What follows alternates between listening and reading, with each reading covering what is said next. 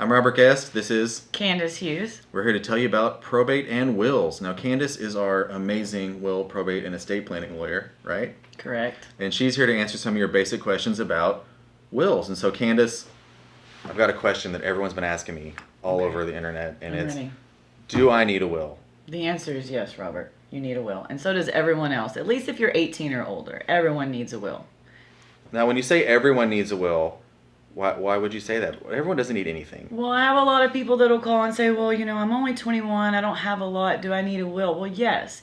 Because when you get a will, it just makes it so much easier for your family. You have bank accounts when you're 21, correct? You have a car when you're 21, correct? Hopefully. And you do have some money. I mean, you're working, you've got funds. And so if something was to happen to you, your parents are locked out of those bank accounts. Your parents can't take over your car and sell it unless there's a will that says they can do so. And so that's why I say everyone needs a will. So what you're saying is, if someone has a will and they happen to pass away, it's easier to get their stuff, it's easier to move their finances around. It doesn't make it stuck like in the court system. Correct. So a will makes it go through faster, Correct. happen faster. Correct. Now, one thing, if I remember anything from law school wills class, is my teacher said, try to get stuff to not go through your will, try to have like rights of survivorship. And do you ever talk about that with your... I do. I get a lot of that too with women that are widows or men that are widowers. I advise them to put bank accounts with their name or their son's name, daughter's name, whoever. That way they can access those accounts immediately. They're called joint tenants with right of survivorship. And what that means is, say I put you on my bank account, something happens to me. Yeah, You did that? There's not much in there, but it's okay. You would have immediate access to that account if something was to happen to me. You wouldn't have to go through probate. You wouldn't need a will. You would get it immediately.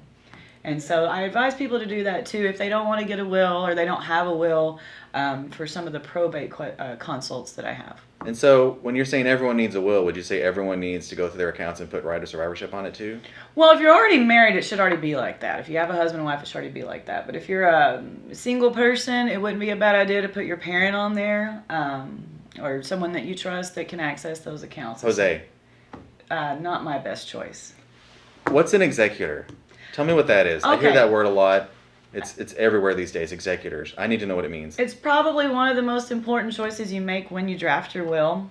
An executor, it gets confusing sometimes. Some people believe that an executor takes everything. Not the case. An executor is the person that's going to take the will to be probated. The executor is going to make sure that all the property goes to the right heirs. An executor takes an oath with the court saying they're going to do that. So you're going to want to pick someone that's highly responsible that's going to be able to take care of these things for you. And is it hard to find someone to do it? Who do people usually pick? Not at all. If you're married, a lot of people just pick their spouse to be that person. And if their spouse doesn't survive them, they can pick their kid to be a backup. Now, once you meet with somebody and you get their will together, the final step, as I understand it, is the signing ceremony. Is that right? Correct. We call it the will signing ceremony here. And what we do, we actually meet in this room.